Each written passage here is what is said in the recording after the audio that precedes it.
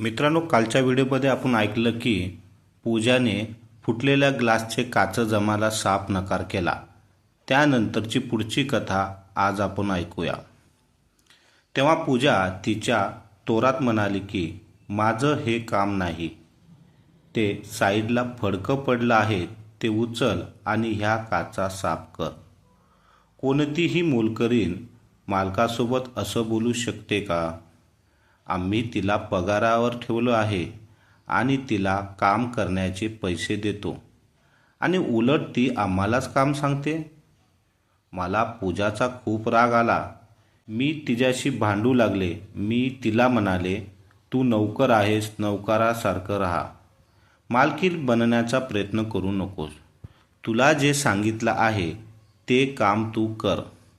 परंतु ती मला उलट उत्तर करू लागली की हे काम माझं नाही आहे. माझं काम फक्त जेवण बनवायचं आहे आणि मी तेच करणार. मी हे साफसफाईचे काम करणार नाही.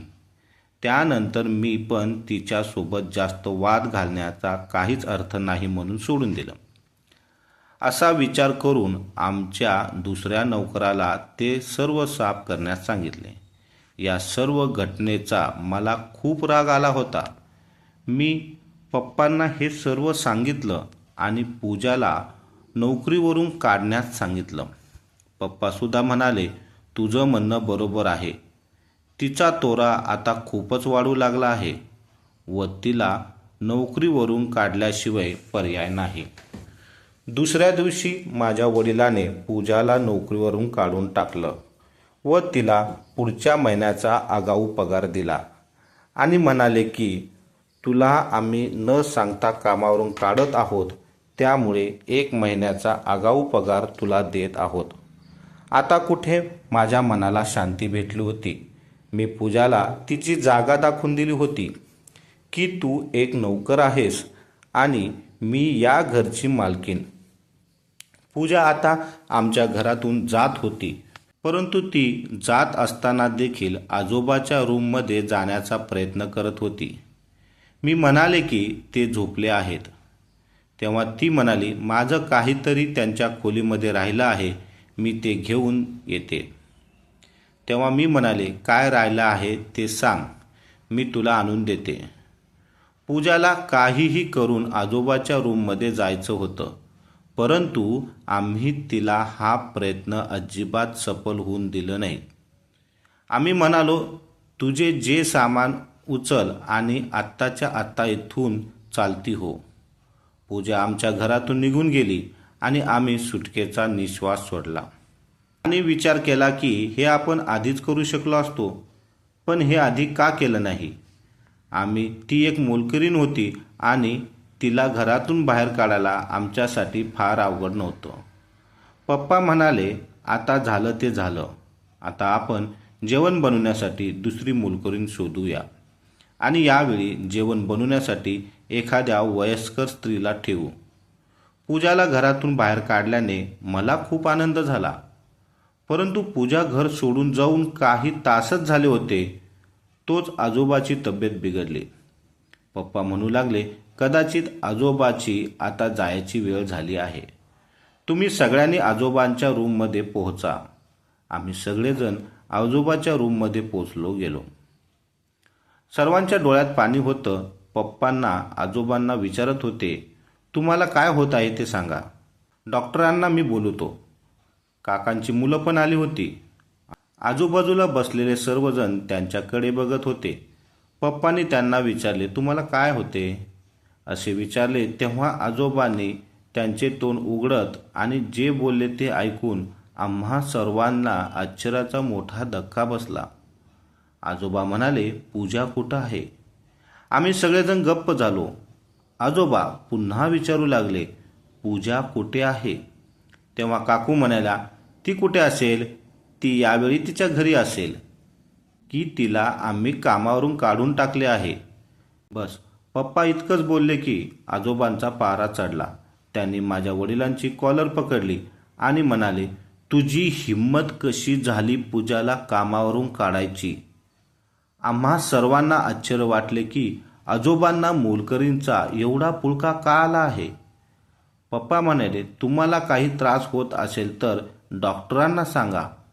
पण आजोबा कोणाचे काहीच ऐकायला तयार नाही. ते बोलले, मला पूजा पाहिजे. हे ऐकून सर्वांनी कानाला हातच लावले. सर्वजण विचारू लागले, आजोबा नक्की काय झालं आहे? रात्री 12 वाजले आहेत आणि आजोबांना मोलकरीणला भेटायचं आहे. शेवटी नाईलाजाने माझे वडील पूजाच्या घरी पूजाला आणण्यासाठी गेले. पूजाच्या घरी गेल्यावर पूजा पप्पांसोबत खूप उलट वागू लागली. ती म्हणाली की तुझा बाप आता मरत आहे म्हणून तू मला न्यायला आला आहेस? येणार नाही. पप्पांनी पूजाला खूप विनय केला. शेवटी पूजा यायला तयार झाली. पूजा घरी आली. आजोबांच्या रूममध्ये जाऊन ती आजोबाचा हात हातात घेऊन बसली. घरातील सर्व लोक आश्चर्यचकित झाले. घरात हे नक्की काय चाललं आहे हे त्यांना काहीच समजत नव्हतं. या बाईला आधी इथून काढून टाका, असं सर्वजण बोलत होती. तेव्हा माझे वडील बोलले की हिला नोकरीवरून काढलं होतं, परंतु जे काय झालं ते आता तुमच्या समोरच आहे. आजोबांनी स्वतः हिला बोलून घेतलं आहे. आता तुम्ही सांगा, आपण सर्वांनी काय करायचं? माझ्या वडिलांनी पूजाला नोकरीवरून काढले होते, त्यामुळे आजोबांना माझ्या वडिलांचा खूप राग आला होता. त्यामुळे आजोबासमोर वडिलाचे नाव खराब झाले होते. आजोबा माझ्या वडिलाकडे खूप रागाने बघायचे, जणू काही ते त्यांना मारणारच होय. पूजा खूप खुश होती. आजोबांनी लगेच काही पैसे तिला दिले आणि तिला म्हणाले की तुला तुझ्या कामावरून कोणीच काढू शकणार नाही. मी जोपर्यंत या जगात आहे तोपर्यंत तुला या घरातून कोणीच बाहेर काढू शकणार नाही. पाणी डोक्यावरून पूर्णपणे चालले होते. घरात काय चालले आहे हे सगळ्यांना कळून चुकलं होतं, परंतु जे काही चाललं आहे ते अजिबात चांगलं चाललं नव्हतं. नंतर मी सर्वांना सांगितलं की पूजा आजोबाच्या रूममध्ये गेल्यावर दरवाजाची कडी लावते. सर्वांनी कानाला हात लावला. सर्वांना वाटू लागलं की आमचे वडील मरण्यापूर्वी आमची पूर्ण इज्जत घालणार आहेत. दरवाजा बंद करण्यामागचे कारण काय, हेतू काय असू शकतो? माझे वडील म्हणाले की माझ्या परीने जेवढे शक्य आहे तेवढे मी केले. आता पुढे काय करायचं ते तुम्ही विचार करा. नंतर पूजा तिच्या घरी जायला निघाली. पूजाच्या डोळ्यात एक वेगळाच आनंद आम्हाला दिसला.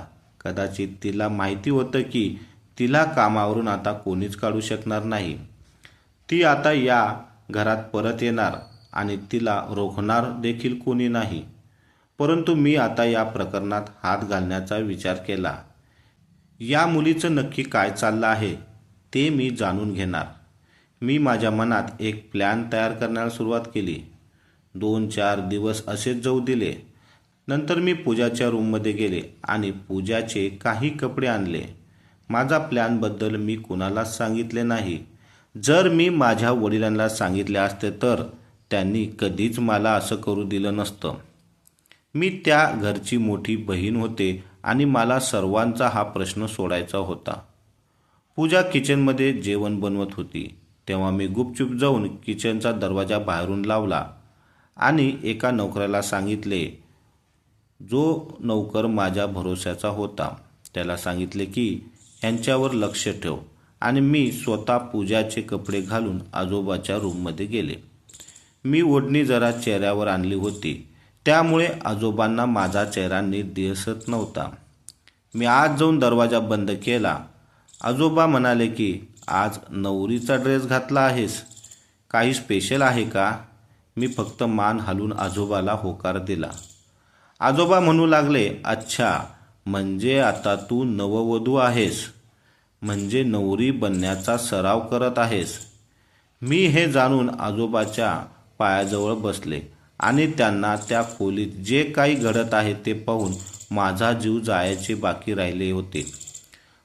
कारण आजोबा बोललेच तसे, तू राहुलची नवरी आहेस ना, मग तुझा आणि राहुलचं लग्न लावून देईल आणि हे काम झालं की मी जग सोडून जाईल. राहुल हा दुसरा तिसरा कोणी नसून माझ्या काकाचा मुलगा होता आणि कदाचित माझ्या काकांच्या मुलाचे पूजासोबत प्रेम संबंध होते आणि त्याचंच लग्न होणार होतं. पूजा या घरची सून होती व हे आजोबांना देखील माहीत होते. पूजा या घरची सून होणार होती, म्हणूनच तिच्या चालीरीतीमध्ये बदल आला होता. म्हणूनच ती मालकिनीसारखी वागत होती. मी आजोबांना आवाज बदलून तुमच्यासाठी पाणी आणते असं म्हणून रूममधून बाहेर निघाले. माझ्या कानावर विश्वास बसत नव्हता. मी ताबडतोब माझे कपडे बदलले आणि किचनचा दरवाजा उघडला. नोकराला विचारले की पूजाला संशय तर आला नाही ना. तेव्हा त्याने सांगितले की ती तिच्या कामात व्यस्त होती व तिला काहीच कळाले नाही. आता मी माझ्या वडिलांची वाट पाहू लागले. त्यांना फोन केला तेव्हा कळाले की ते मीटिंगमध्ये बिझी आहेत. माझे वडील रात्री घरी आले तेव्हा मी त्यांना म्हणाले की तुमच्यासोबत काही महत्त्वाचे बोलायचे आहे. तेव्हा मला माझे पप्पा त्यांच्या रूममध्ये घेऊन गेले आणि मी त्यांना सर्व प्रकार सांगितला. हे सर्व ऐकून वडिलांना आश्चर्याचा धक्का बसला. पप्पांनी सर्वांना सांगितले की राहुल आणि पूजाचे प्रेम प्रकरण चालू आहे. जेव्हा राहुलच्या आईला हे सर्व कळालं तेव्हा ती देखील आश्चर्यचकित झाली. राहुलला बोलवलं आणि सर्वजण त्याची समजूत काढू लागले की एक मोलकरीण आहे, तिचा नाद सोडून दे. तेव्हा राहुल म्हणाला, मी तिच्यावर प्रेम करतो आणि हे आजोबांना देखील माहिती आहे आणि मी तुम्हा सगळ्यांना सांगतो की ही गोष्ट माहीत नसेल तुम्हाला, आजोबांनी माझ्या लग्नाला होकार दिला आहे. राहुल प्रेमामध्ये पूर्णपणे आंधळा झाला होता, वेडा झाला होता. घरातील लोकांनी त्याला समजण्याचा खूप प्रयत्न केला. मोलकरणीसोबत लग्न करू नकोस, लोक काय म्हणतील याचा विचार कर, परंतु त्याने कोणाचे काही ऐकले नाही. ती खूप सुंदर आहे आणि मी तिच्यावर प्रेमात आहे. आणि नंतर आजोबाच्या रूममध्ये जाऊन आजोबांना सर्व प्रकार सांगितला की पुढच्या आठवड्यात तुम्हा दोघांचे लग्न लावून देईल. आणि आजोबांनी पुढच्या आठवड्यात दोघांचे लग्न लावून दिले आणि त्यानंतर काही दिवसात आजोबा अचानक हे जग सोडून गेले. आम्ही सर्वजण खूप दुःखी झालो, परंतु यापेक्षा दुःखाचा मोठा धक्का आम्हा तेव्हा बसला होता जेव्हा आम्हाला कळालं की आजोबांनी त्यांच्या संपत्तीचा सर्वात मोठा वाटा पूजाला आणि राहुलला दिला होता. संपत्तीतील फार थोडा वाटा त्यांनी आमच्या नावावर केला होता. यावर आमचा उदरनिर्वाह करणं शक्य नव्हतं. आता आम्हाला कळून चुकले होते की जर आम्ही आजोबांची सेवा केली असती आणि त्यांची काळजी घेतली असती तर आज परिस्थिती वेगळी नसती. आज पूजा आणि राहुलचं नशीब उघडलं होते. पूजा आणि राहुल आता शहरात राहू लागले होते. ते त्यांच्या आयुष्यात खूप खुश होते. आता त्यांनी आमच्याशी भेटणे बोलणे बंद केले होते.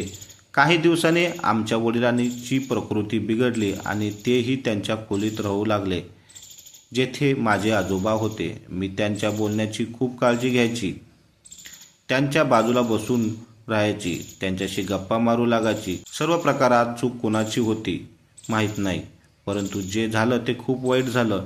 या गोष्टीचे दुःख कायम राहील की पूजा नावाची कोणतरी मोलकरीण आमच्या घरात आली होती आणि ती आमचं संपूर्ण घर उद्ध्वस्त करून निघून गेली.